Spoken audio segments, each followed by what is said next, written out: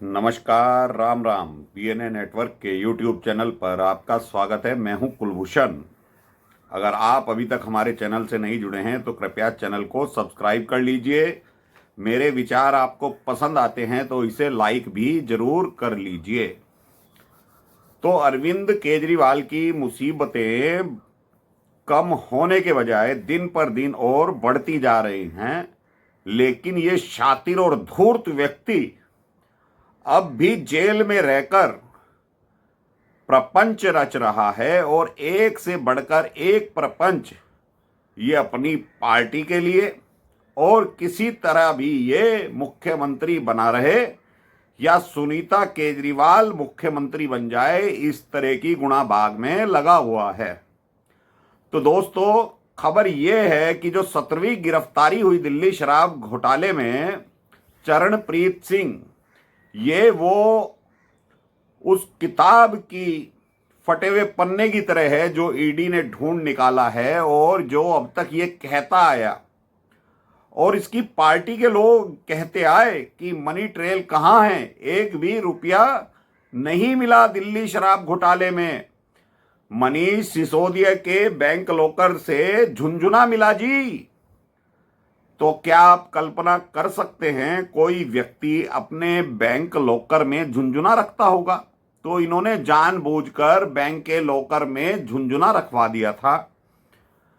अब आप ये समझिए कि जिस व्यक्ति के पास बैंक का लॉकर हो वो खाली तो हो सकता है, लेकिन कुछ ना कुछ बोलने के लिए चाहिए था, प्रेस कॉन्फ्रेंस करने के लिए चाहिए था और जनता को भ्रमित करने के लिए कुछ चाहिए था। तो मनीष सिसोदिया के बैंक लॉकर में झुनझुना रखवा दिया था इस शातिर केजरीवाल ने।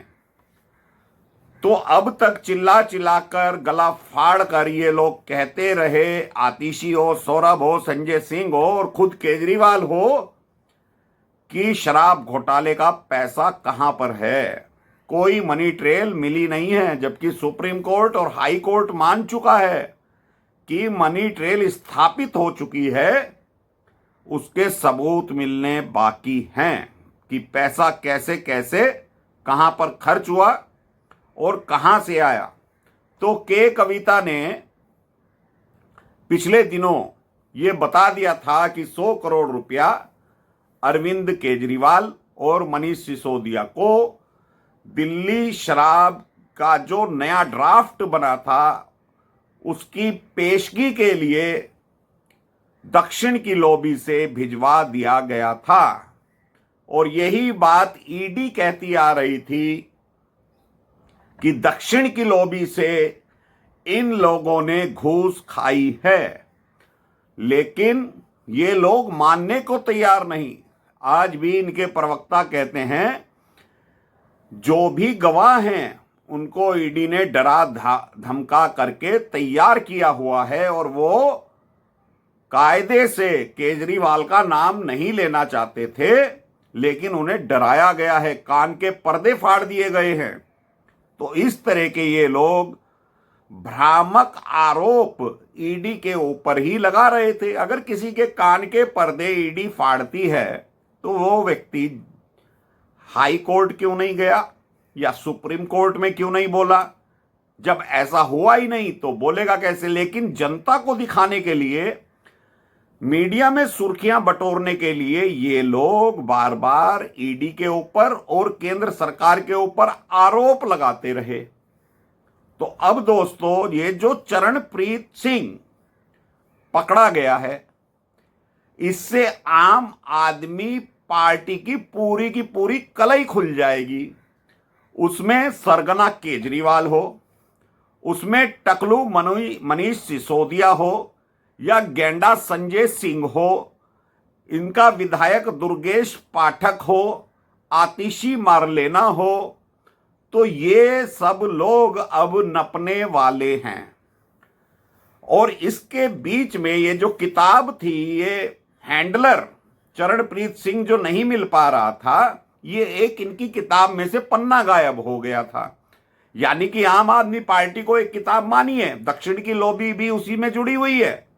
तो एक पन्ना गायब था ईडी को कड़ी जोड़ने के लिए। तो 17वीं गिरफ्तारी चरणप्रीत सिंह की हो जाती है। और ईडी ने किस तरह से इस व्यक्ति को पकड़ा है, चारों तरफ से घेर कर सबूत जुटाकर।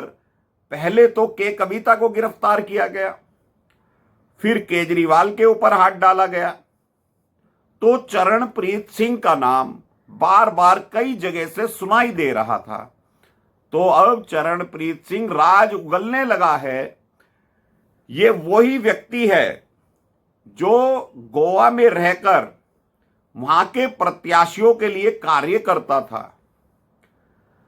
विजय नायर के साथ इसकी अहम कड़ी जुड़ती है और विजय नायर इसको सब जगह मिलवाता है, दक्षिण की लॉबी से भी और केजरीवाल की लॉबी से भी। और जो हवाला का पैसा गोवा पहुंचता रहा, वहां पर ये चरणजीत सिंह सबको एडवर्टाइजमेंट के लिए और प्रत्याशियों के खर्चों के लिए आम आदमी पार्टी के जरिए पैसे बांटता रहा। तो कहीं ना कहीं इसका लिंक सीधा सीधा अरविंद केजरीवाल से भी है, क्योंकि केजरीवाल तक जब रिपोर्ट पहुंचती थी किसको कहां पर कितना पैसा देना है, तो केजरीवाल आदेश जारी करता था चरणप्रीत के लिए कि वहां से आप पैसा कलेक्ट कर लीजिए। तो मनीष सिसोदिया, दुर्गेश पाठक, केजरीवाल और विजय नायर, अब पांचवा व्यक्ति जुड़ता है इसमें, चरणप्रीत सिंह। तो चरणप्रीत सिंह हवाला कारोबारियों ने जो बयान दर्ज करवाया है, गोवा के प्रत्याशियों ने जो लिखित में बयान दिए हैं, उसमें चरणप्रीत सिंह का नाम अहम भूमिका में है। केजरीवाल के साथ साथ, केजरीवाल का नाम तो प्रत्याशियों ने लिया ही लिया है, लेकिन चरणप्रीत सिंह को सब मालूम था कि कितना पैसा कहां पर खर्च हुआ है। तो गोवा चुनाव में जो खर्चा हुआ उसका सारा लेखा जोखा रखने वाला, अरविंद केजरीवाल का हिसाब किताब रखने वाला चरणप्रीत सिंह है, जो अब ईडी के सामने सारे राज उगल रहा है। और चरणप्रीत सिंह जिस एडवर्टाइजमेंट कंपनी में काम करता था वो गोवा की कंपनी है, और आम आदमी पार्टी से भी ये सैलरी लेता रहा कार्य करने के एवज में। उसके अलावा दक्षिण की लॉबी से भी ये पैसा लेता रहा। तो इसने कई जगह से कमाई का अपना जरिया भी बना रखा था, क्योंकि ये हर व्यक्ति के काम करने में माहिर था। दक्षिण की लॉबी को केजरीवाल से मिलाने में, दक्षिण की लॉबी से पैसा लेने में, फिर केजरीवाल को रिपोर्टिंग करने तक चरणप्रीत सिंह की अहम भूमिका है। और चरणप्रीत सिंह का नाम दुर्गेश पाठक ने भी लिया है, जो कि आम आदमी पार्टी का विधायक है और गोवा का चुनाव सह प्रभारी भी था यह आम आदमी पार्टी का दुर्गेश पाठक। पिछले दिनों ईडी ने दुर्गेश पाठक को भी पूछताछ के लिए बुलाया था। तो सारे तरफ से, चारों तरफ से अब आम आदमी पार्टी भी घिर चुकी है और शातिर, सरगना, धूर्त केजरीवाल भी घिर चुका है। तो हैंडलर जो है, जो मैनेजमेंट भी करता रहा सारे गोवा चुनाव का आम आदमी पार्टी के लिए, वो चरणप्रीत सिंह है। 17वीं गिरफ्तारी ईडी ने इसीलिए उसकी की है। तो दोस्तों, अब जेल में रहकर भी केजरीवाल को सबसे बड़ा झटका चरणप्रीत सिंह के नाम का लगा है कि ईडी की गिरफ्त में वो आ गया है।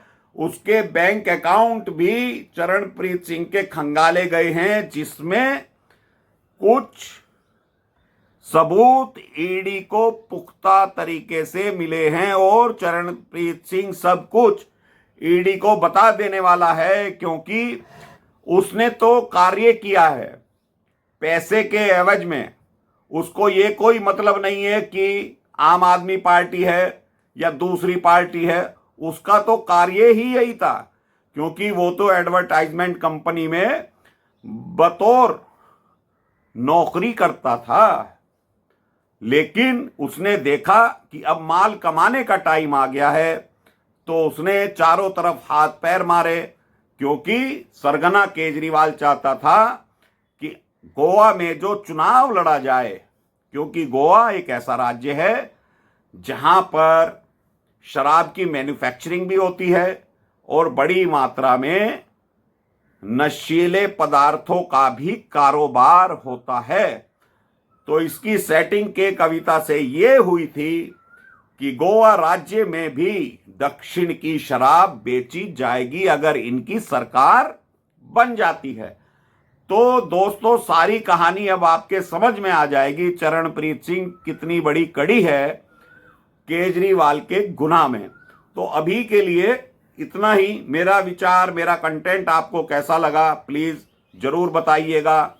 वीडियो को लाइक जरूर कर लीजिएगा, चैनल को सब्सक्राइब भी कर लीजिएगा। धन्यवाद, नमस्कार, भारत माता की जय।